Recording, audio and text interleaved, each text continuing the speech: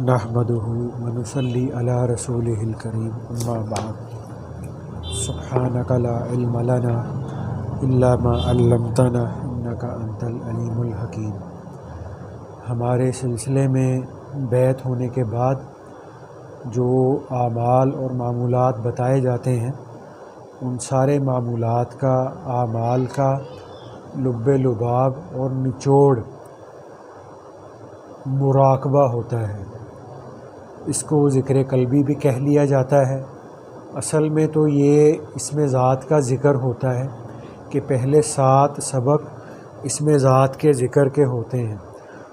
تو ہوتا تو یہ ذکر قلبی کا سبق ہے، لیکن اس کو اصطلاحاً مراقبہ کہہ لیا جاتا ہے۔ مراقبے کا معنی یہی ہوتا ہے کہ ہر طرف سے ہٹ کٹ کر انسان اپنی سوچ کو، اپنے خیالات کو،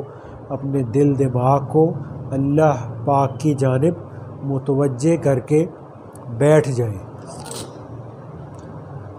تو اب اس کی بنیادی طور پر یہ جو فکر ہے یا سوچ ہے یا مراقبہ ہے، اس کا تعلق انسان کے دل کے ساتھ ہوتا ہے، کیونکہ یہ غور کرنا، فکر کرنا اور مراقبہ کرنا اور اپنی سوچ کو، خیالات کو ہر طرف سے ہٹا کر کسی ایک پوائنٹ پر فوکس کر کے بیٹھ جانا، یہ صلاحیت اللہ تعالیٰ نے صرف انسان کو بخشی ہے۔ تو اب اس میں جب انسان کی جو فکری صلاحیتیں جب کسی ایک خاص نقطے پر مرکوز ہو جاتی ہیں، تو پھر انسان کی یہ فکری صلاحیت عجیب و غریب قسم کے کرشمے اور گل دکھاتی ہے۔ تو اس کی بہت ساری مثالیں اگر ہم غور کریں تو ہمیں دنیا میں بھی مل جاتی ہیں۔ یعنی مثال کے طور پر یہ جو سائنسدان ہوتے ہیں، یہ اپنی تمام ذہنی اور فکری صلاحیتوں کو جب علت اور معلول کے سمجھنے کی طرف لگا دیتے ہیں تو نئے نئے نظریات اور نئے نئے لاز، قوانین بن جایا کرتے ہیں، جس کی بنیاد پر یہ جو سائنٹسٹ ہوتے ہیں یہ نئی نئی انوینشنز اور نئے نئے انکشافات کر ڈالتے ہیں۔ مثلا ایک سائنسدان تھا آئنسٹائن، تو اس نے اپنی سوچ کو، اپنی فکر کو، اپنی صلاحیتوں کو فزکس کے فارمولاز کی طرف اور ایکویشنز کی طرف لگایا، تو اس نے ایک ایسی ایکویشن بنا دی جو مادے اور توانائی کے تعلق کو ظاہر کرتی تھی، یعنی میس اور انرجی کے آپس کے ریلیشن کو، تعلق کو ظاہر کرتی تھی، تو جس کی اسی ایکویشن کی بنیاد پر بعد میں ایٹمی توانائی کے بڑے بڑے اسٹیشن بھی بنائے گئے، اور اسی طرح سے اور بہت ساری جو ہماری سائنس کی دنیا میں جتنی بھی ایجادات ہوتی ہیں وہ اپنی سوچ، فکر کو مسلسل مستقل کسی ایک جانب فوکس کرنے کا نتیجہ ہی ہوا کرتی ہیں۔ تو اسی طرح سے جب کوئی بھی نئی میڈیسن دنیا کے اندر وجود میں آتی ہے تو کسی بیماری کے خاتمے کے لیے جب کوئی ویکسین تیار کی جاتی ہے تو اس کمپنی کے جو بڑے بڑے فارماسسٹ لوگ ہوتے ہیں، اس کمپنی کے جو بڑے بڑے سائنٹسٹ ہوتے ہیں، ویکسینز اور سالٹس پر ریسرچ کرنے والے، وہ کیا کرتے ہیں، کوئی نئی میڈیسن دنیا کے اندر کیسے وجود میں آتی ہے کہ وہ جو سائنٹسٹ لوگ ہوتے ہیں، وہ جو فارماسسٹ لوگ ہوتے ہیں، وہ اپنی تمام فکر کو، صلاحیت کو، سوچ کو، خیالات کو چاروں طرف سے ہٹا کر صرف ایک جانب لگا دیتے ہیں کہ کس طرح سے ہم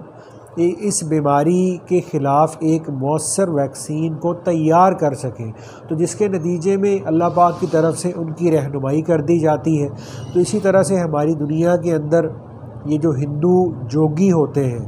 یہ گیان، دھیان اور ریاضت کی ایسی ایسی مشقیں کرتے ہیں کہ ان مشقوں کے نتیجے میں ارتکاز خیالات یعنی کنسنٹریشن کی پاور کے ذریعے یہ دوسروں پر اپنا اثر ڈالنے کی ان کے اندر ایک صلاحیت پیدا ہو جاتی ہے۔ تو اسی طرح سے یہ جو لوگ ہوتے ہیں ہندو جوگی وغیرہ، یہ پھر کمزور لوگوں کے عقائد کو خراب کرنے کی بھی بڑی کوشش کرتے ہیں، کیونکہ فوکس کرنے کی ایکسرسائزز کرنے کی وجہ سے اور اپنی سوچ فکر صلاحیت کو کسی ایک پوائنٹ پر فوکس کرنے کی وجہ سے ان کے وجود کے اندر ایک ایسی قوت پیدا ہو جاتی ہے، ایک ایسی انرجی پیدا ہو جاتی ہے کہ جس کی وجہ سے وہ لوگوں کی سوچ فکر خیالات ان کے عمل پر اثر انداز ہو کر ان کو اپنی مرضی کا کوئی کام ان لوگوں کی مرضی کے برخلاف کرنے پر مجبور کر دیتے ہیں۔ تو یہ سارے کا سارا جو چکر ہوتا ہے، یہ سارے کا سارا اپنی سوچ فکر کو ایک پوائنٹ پر فوکس کرنے کی مشق کی وجہ سے ہی ہوتا ہے۔ تو اسی طرح سے ہمارے معاشرے کے اندر بہت سارے شعبدہ باز، بہت سارے مداری ایسے ہوتے ہیں جو مختلف جگہوں پر بیٹھ جاتے ہیں اور اپنے عجیب و غریب قسم کے شعبدے اور کرتب دکھا کر لوگوں سے انعام وصول کر رہے ہوتے ہیں، اور بعض جگہوں پر ایسے عامل ہوتے ہیں جو لوگوں کے دماغ کی سوچ بتا کر اپنے آپ کو یعنی لوگوں میں ایسے مشہور ہو جاتے ہیں کہ جی یہ تو بڑی کرنی والے سرکار ہیں۔ تو ان کا بھی یہ جو عمل ہوتا ہے کہ تھوڑا بہت اگلے کی جو ہے نا وہ دماغ کی سوچ کو پڑھ لینا، تھاٹ ریڈنگ کر لینا، تو یہ بھی اسی اپنی سوچ فکر کو ایک پوائنٹ پر فوکس کرنے کا ہی نتیجہ ہوتا ہے۔ تو اسی طرح سے آج کل چونکہ سائنس کا دور ہے، تو اس لیے آج سائنس کے دور کے اندر سائنس کی ایک برانچ ہے جس کو اردو میں ما بعد طبیعیاتی سائنس بھی کہہ لیا جاتا ہے، یعنی پیرا سائیکولوجی۔ تو اس میں کیا ہوتا ہے کہ اس میں ارتکاز خیالات، اپنی سوچ فکر کو، خیالات کو کسی ایک پوائنٹ پر جما دیا جاتا ہے۔ تو اسی طرح سے اسی سائنس کی شاخ کے ذیل میں ایک علم ہے ٹیلی پیتھی کا اور ایک علم ہے ہیپناٹزم کا، تو یہ بھی بن چکے ہیں۔ تو ان علوم یعنی ہیپناٹزم کے اندر، ٹیلی پیتھی کے اندر مختلف مشقیں کرائی جاتی ہیں۔ ان مختلف مشقوں کے ذریعے آدمی کو اپنی توجہ کو ہر طرف سے ہٹا کر ایک طرف فوکس کر کے دوسروں کے ذہن اور نفسیات پر اثر انداز ہونے کے ان کو طریقے سکھائے جاتے ہیں۔ اسی طرح سے آج کل بعض یورپ کے ملکوں میں اب جو مجرم ہوتے ہیں ان کو جرائم سے ہٹانے کے لیے، ان کی ذہن سازی کے لیے باقاعدہ ہیپناٹسٹ جو ایکسپرٹ ہوتے ہیں ان کی بھی خدمات لیتے ہیں حکومت والے۔ تو اسی طرح سے یورپ کے اندر جو اعصابی دباؤ وغیرہ سے نجات کے لیے اور ذہنی سکون حاصل کرنے کے لیے جو ایکسپرٹ ہوتے ہیں وہ بھی اسی قسم کی مشقیں کرواتے ہیں، جس کو انہوں نے اپنی زبان میں میڈیٹیشن کا نام دیا ہوا ہے۔ تو آج دنیا کے اندر مختلف قسم کے میڈیٹیشن کلب بھی بنے ہوئے ہیں، جس میں وہ پارٹیسپیٹ کرنے والوں کو ایسی مختلف قسم کی مشقیں سکھاتے ہیں جس کے ساتھ وہ ذہنی سکون حاصل کر سکیں۔ تو اب اپنی فکر کو، سوچ کو، خیالات کو کسی ایک طرف فوکس کرنے کے یہ سارے کے سارے جو مظاہر ہیں یعنی فینومیناز ہیں، یہ سارے کے سارے دنیاوی ہیں، مادی ہیں۔ تو اللہ والے بھی اپنی انسان کی اسی سوچ کو، غور و فکر والی صلاحیت کو استعمال کرتے ہیں، لیکن وہ اپنی اس سوچ فکر کو اللہ تعالیٰ کی معرفت کے حاصل ہونے کی طرف لگاتے ہیں۔ اس لیے جو اللہ والے ہوتے ہیں، جو اولیاء ہوتے ہیں، وہ اپنے متوسلین کو، مریدوں کو ایسی مشقیں کرواتے ہیں۔ ان مشقوں کا مقصد یہ ہوتا ہے کہ انسان کی فکر اللہ تعالیٰ کے ہر غیر سے ہٹ کٹ کر اللہ پاک کی طرف لگ جائے۔ تو جتنا کسی مرید کو، مراقبہ کرنے والے کو اس سوچ میں، اس فکر میں کامیابی حاصل ہوتی ہے، اسی قدر اس کی معرفت بڑھتی چلی جاتی ہے۔ تو اسی جو ارتکاز توجہ ہے، اپنی کنسنٹریشن کو، اپنی سوچ، خیالات، فکر کو کسی ایک جگہ پر فوکس کرنے کی جو مشق ہے، اس کو ہماری تصوف کی زبان میں، اللہ والوں کی زبان کے اندر اس کو مراقبے کا نام دے دیا جاتا ہے۔ اب یہ جو لفظ ہے نا مراقبہ، یہ نکلا ہے رقیب سے، تو جس کے معنی ہوتے ہیں منتظر رہنا، نگہبان ہونا، پاسبانی کرنا۔ تو جیسا کہ اللہ پاک نے قرآن پاک کے اندر یہ ارشاد فرمایا ہے، یعنی جس میں آتا ہے کہ ان اللہ کان علیکم رقیبا، کہ یعنی جس کا مفہوم یہ بنتا ہے کہ یقین رکھو کہ اللہ تعالیٰ تمہاری نگرانی کر رہا ہے۔ تو امام غزالی رحمۃ اللہ علیہ اپنی کتاب کے اندر مراقبہ کی جو حقیقت ہے اس کو بیان کرتے ہوئے یہ تحریر فرماتے ہیں کہ قلب کا رقیب کو تاکتے رہنا اور اسی طرف مشغول اور ملتفت رہنا اور اسی کو ملاحظہ کرنا اور متوجہ ہونا۔ ایک اور بہت بڑے اللہ والے تھے حضرت حارث محاسبی رحمۃ اللہ علیہ، تو وہ مراقبے کے بارے میں یہ بات ارشاد فرماتے ہیں کہ مراقبے کا شروع یہ ہے کہ انسان کے دل کو اللہ پاک کے قرب کا علم ہو۔ اسی طرح سے شاہ ولی اللہ رحمۃ اللہ علیہ اپنی کتاب میں یہ فرماتے ہیں کہ مراقبہ یہ ہوتا ہے کہ تو اپنے دل پر اس بات کو لازم کر لے کہ اللہ تعالیٰ تیری طرف دیکھ رہا ہے۔ تو جو مشائخ ہوتے ہیں وہ اپنے مریدین کی اصلاح کے حوالے سے بعض اوقات ان کو مختلف قسم کے مراقبے بھی تجویز کرتے ہیں، یعنی جیسے بعض اللہ والے ہوتے ہیں، مشائخ ہوتے ہیں، وہ اپنے مریدوں کی حالت کے پیش نظر ان کو مراقبہ موت تجویز کرتے ہیں۔ اب اس کا اپنا ایک الگ طریقہ ہوتا ہے۔ اسی طرح سے بعض مشائخ ہوتے ہیں جو اپنے مرید کے دل میں سے حرام محبتوں کو، نفسانی شہوانی شیطانی محبتوں کو مرید کے دل سے نکالنے کے لیے اس کو اپنے محبوب کی شکل صورت کے بگڑ جانے کا مراقبہ کرواتے ہیں۔ اسی طرح سے بعض مشائخ ہوتے ہیں وہ اپنے مرید کو بیت اللہ کا مراقبہ کرواتے ہیں تاکہ مرید کا دل جو شیطانی وساوس اور خیالات کی آماج گاہ بنا ہوا ہے اور حیوانی شہوانی لذتوں کا خوگر ہو چکا ہے وہ ان سے کٹ جائے اور اس کا دھیان اللہ پاک کی طرف جم جائے۔ تو اس کے علاوہ اور بھی کئی قسم کے مراقبے ہوتے ہیں جو مشائخ سے مختلف سلاسل کے اندر منقول ہوتے ہیں، لیکن مقصود ان سارے مراقبات کا ایک ہی ہوتا ہے کہ مرید کی سالک کی توجہ کو اللہ تعالیٰ کے غیر سے ہٹا دیا جائے اور اللہ تعالیٰ کی طرف لگا دیا جائے۔ تو اب سلسلہ نقشبندیہ مجددیہ میں جو مرید کو بیعت ہونے کے بعد مراقبہ کرایا جاتا ہے وہ یہ ہوتا ہے کہ سالک جب دنیاوی کاموں سے فارغ ہو جائے تو وہ ساری دنیا سے یکسو ہو کر، یک روح ہو کر، قبلہ روح ہو کر اور باوضو ہو کر بیٹھ جائے، اپنی آنکھوں کو بند کر لے، سر کو جھکا لے اور دل کو تمام پریشان خیالات اور خطرات سے خالی کر کے پوری توجہ اور نہایت ادب کے ساتھ اپنے خیال کی توجہ دل کی طرف اور دل کی توجہ اللہ پاک کی طرف کر لے۔ تھوڑی دیر کے لیے انسان یہ سوچ لے کہ نہ زمین ہے، نہ آسمان ہے، نہ انسان ہے، نہ حیوان ہے، نہ شیطان ہے، اس کائنات کے اندر کچھ بھی نہیں ہے، بس اللہ تعالیٰ جل شانہ کی رحمت میرے دل میں آ رہی ہے، میرے دل میں سما رہی ہے، میرے دل کی ظلمت سیاہی دور ہو رہی ہے اور میرا دل اللہ اللہ اللہ کہہ رہا ہے۔ تو شروع میں سالک کا جو دل ہوتا ہے وہ ذکر کی طرف متوجہ نہیں ہوتا، جیسے ہی سر جھکایا دنیا کے خیالات اور وساوس نے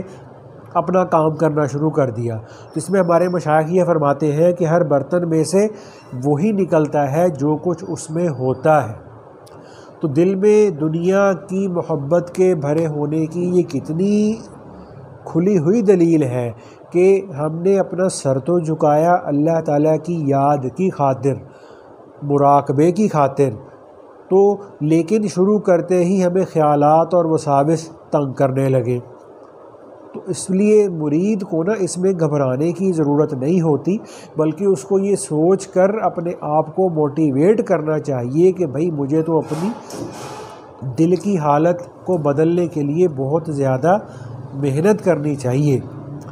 تو اب جب سالک مراقبے میں بیٹھتا ہے تو بیٹھتے وقت جب وہ یہ سوچتا ہے، خیال کرتا ہے کہ اللہ تعالیٰ کی رحمت آ رہی ہے، تو حدیث پاک میں آتا ہے نا جس کا مفہوم ہے کہ اللہ پاک یہ فرماتے ہیں کہ میں اپنے بندے کے ساتھ اس کے گمان کے مطابق معاملہ کرتا ہوں، تو اس گمان کے مطابق اللہ تعالیٰ کی رحمت ہمارے دل میں آنا شروع ہو جاتی ہے، سمانا شروع ہو جاتی ہے، تو ہمارے دل کی ظلمت اور سیاہی کو ختم کرنا شروع کر دیتی ہے۔ تو اس لیے شروع میں انسان کو خیالات بھی آتے ہیں، لیکن انسان کو اس سے پریشان نہیں ہونا چاہیے۔ تو ظاہر میں یہ عمل جتنا ہلکا پھلکا سادہ سا لگتا ہے، اللہ کے فضل و کرم سے اس کے انوارات، اس کی برکات اتنی ہی زیادہ ہوتی ہیں۔ تو جب انسان چند دن، چند ہفتے مراقبے کو پابندی سے کرتا ہے تو پھر انسان کی یہ حالت ہو جاتی ہے کہ جس کو ہمارے مشائخ نے یہ فرمایا ہے کہ دل ڈھونڈتا ہے پھر وہی فرصت کے رات دن، بیٹھے رہے تصور جانا کیے ہوئے۔ تو ہمارے سلسلے کے معمولات کے اندر یہ جو مراقبہ ہے، ذکر قلبی ہے، اس میں ذات کا یہ جو عمل ہے، سبق ہے، یہ بہت اہمیت رکھتا ہے، کیونکہ باقی جو سارے اعمال اور معمولات ہوتے ہیں نا یہ تو عمومی ہوتے ہیں، لیکن یہ جو مراقبہ ہے اس میں ذات کا ذکر قلبی کا سبق ہے، یہ ہر سالک کے لیے خصوصی ہوتا ہے۔ تو سالک کی، مرید کی روحانی ترقی کے ساتھ ساتھ اس کو بھی سبقاً آگے بڑھایا جاتا ہے۔ تو لیکن اس میں یہ بات ضروری ہوتی ہے کہ یہ جو مراقبے کا سبق ہوتا ہے اس کو شروع کرنے کے لیے نا اجازت ضروری ہوتی ہے، کہ اجازت کے بغیر اس کی پوری برکات کرنے والے کو نصیب نہیں ہوتی۔ تو ہم یہ کہتے ہیں کہ جی ہم نے یہ مراقبے کا طریقہ سن لیا، کتابوں میں پڑھ لیا، تو اب ہم اس کو خود سے کیوں نہیں کر سکتے؟ ٹھیک ہے نا۔ تو اس کا جواب یہ ہوتا ہے کہ میڈیکل سٹوروں کے اندر جو ہے نا وہ دوائی مل جاتی ہے، تو کتابوں کے اندر بھی دوائیوں کے بارے میں لکھا ہوتا ہے، لیکن سمجھداری اور ہوش مندی کا تقاضا یہ ہوتا ہے کہ انسان کسی ڈاکٹر سے کنسلٹ کر کے اس سے اپنی بیماری کے موافق اپنے لیے کوئی دوائی تجویز کرائے۔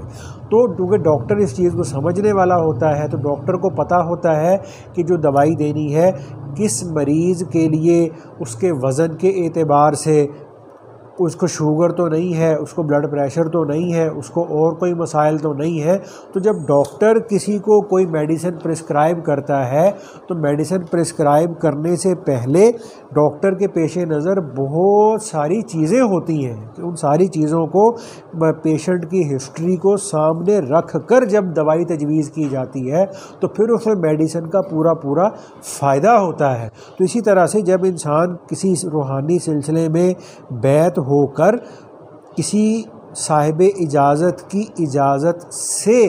جب یہ مراقبہ شروع کرتا ہے، مراقبے کے عمل کو، مراقبے کے سبق کو جاری کرتا ہے، تو اللہ پاک کے فضل و کرم سے پھر اس مراقبے کے سبق کی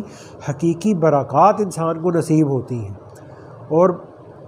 بہت ساری چیزیں ایسی ہوتی ہیں کہ جن کے اندر انسان کو مراقبہ کرتے ہوئے شیخ کی رہنمائی کی ضرورت ہوتی ہے۔ بعض دفعہ ایسا ہوتا ہے کہ مراقبہ جب انسان بہت زیادہ کر رہا ہوتا ہے تو بعض دفعہ ایسا ہوتا ہے کہ انسان کو کبھی کبھار بند آنکھوں سے مراقبہ کرتے ہوئے کوئی نور نظر آ جاتا ہے، کبھی کوئی روشنیاں نظر آ جاتی ہیں، تو مراقبہ کرنے والا یہ سمجھتا ہے کہ جناب میں تو بڑی روحانی ترقی کر رہا ہوں، یہ تو مجھے انوارات نظر آ رہے، مجھے تجلیات نظر آ رہی، تو لیکن اس میں ہوتا یہ ہے کہ بعض دفعہ یہ جو انوارات یا جو اس قسم کی روشنیاں وغیرہ دیکھنا